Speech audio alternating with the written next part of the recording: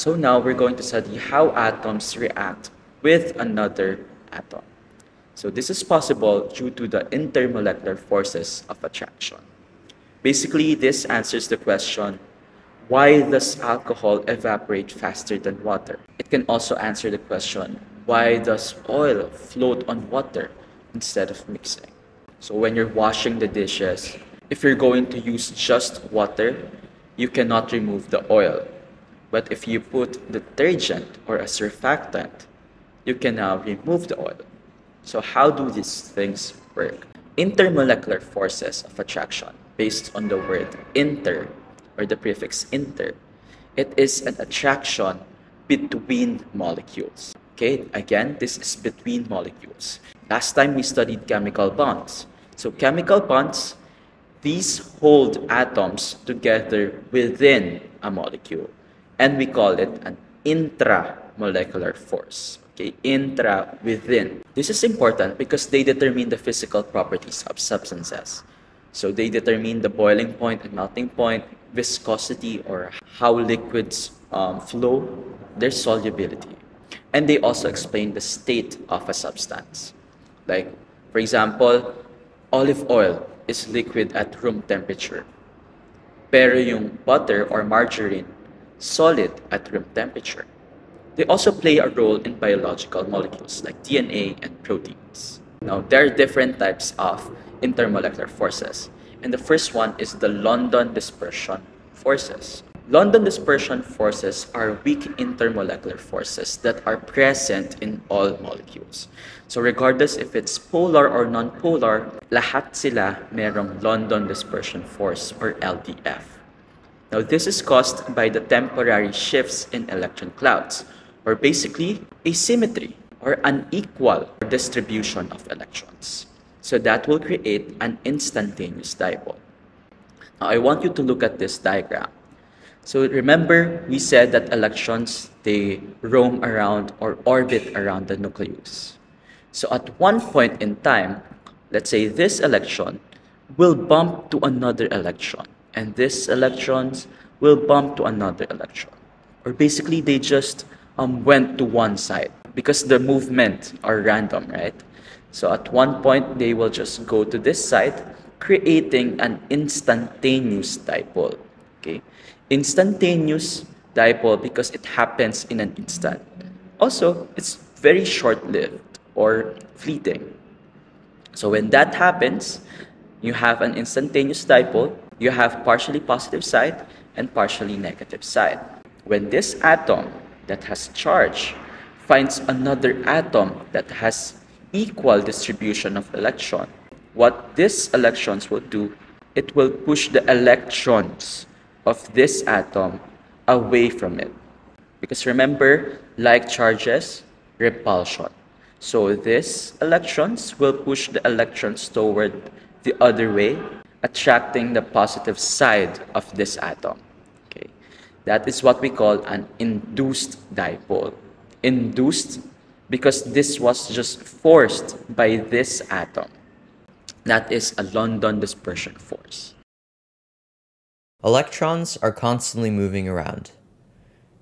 In a given instance, electrons can be more dense in an area, causing temporary dipoles. These dipoles can induce dipoles into neighboring atoms. The opposite charges cause an attractive force known as the London dispersion force. Next, we have the dipole-induced dipole forces. Here, we have symmetrical na nagkaroon ng instantaneous dipole. But here in dipole-induced dipole, initially or right from the start, this molecule already has a negative and a positive side. Kasi nga, polar molecule siya. Okay? So, when this molecule meets a non-polar molecule, the negative side will push the electrons away from it, then it will attract the positive side. Meaning, this molecule, the polar molecule, induced a dipole to this argon. Kaya siya tinawag na dipole-induced dipole. So what's the cause? Temporary attraction due to electron shifting. Another example. water. Water has two sides, right? Partially positive, partially negative. So this partially negative will push the electrons here. That's equal sharing, right? So push the electrons going to the other side. So this will be partially negative. This side will be partially positive. So magkakaroon sila ng attraction because opposite attracts. That is the intermolecular between water, oxygen, between hydrogen chloride to argon. On average, the electron cloud of an O2 molecule is distributed symmetrically across the molecule. The molecule is not polar. A water molecule, which is polar, repels the electron cloud, causing it to be asymmetrically distributed and thereby induces a dipole in the O2. This shift allows O2 to be weakly attracted to the water molecule. Now we also have what we call the dipole-dipole interaction. From the word itself, you have two dipole molecules, two polar molecules. Okay, so inherently they have negative side and a positive side. So if the orientation is positive, negative, they will attract each other. Kasi nga, opposite attracts, like charges, repulsion. So kapag ganito yung orientation, positive, positive, repulsion. So dipole-dipole interactions or forces are stronger than LDFs, but weaker than hydrogen bonding. Next, we also have hydrogen bonding. Hydrogen bonding is a special type of dipole-dipole force. It only occurs when hydrogen is bonded to nitrogen, oxygen, or fluorine. So for example, molecule 1 contains hydrogen. Molecule 2 has an atom that has a lone pair. Since hydrogen here of molecule 1 is partially positive, it will be attracted to the lone pair of molecule 2. Kasi lone pairs are strongly negative, right?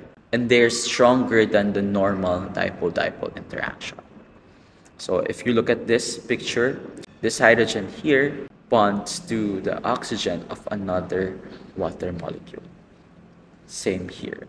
Hydrogen, oxygen. That's hydrogen bonding. Kaya siya tinawag na hydrogen bonding because ang bida dito is yung hydrogen. Now we also have the ion dipole force. So ion dipole force.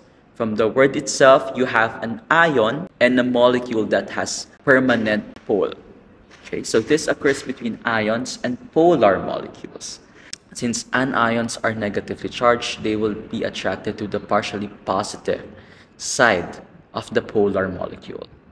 Cations are positively charged, so they will be attracted to the partially negative charge of the polar molecule. And among the five, this is the strongest intermolecular force. Okay, one example, the best example would be rock salt. NaCl is rock salt, diba? You can dissolve it in water. That is the ion dipole forces. Now to summarize, I have here a table. The intermolecular forces, the strength, the molecules involved, and the examples.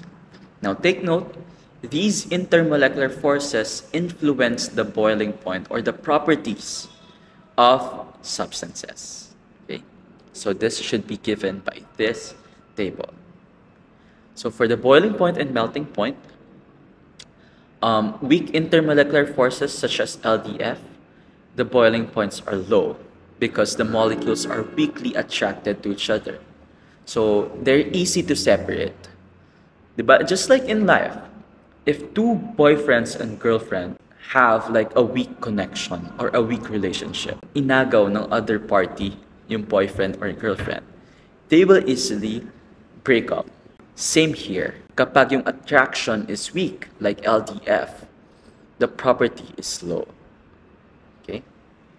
However, if you have strong IMFs, like hydrogen bonding, the connection is real, like it's very strong.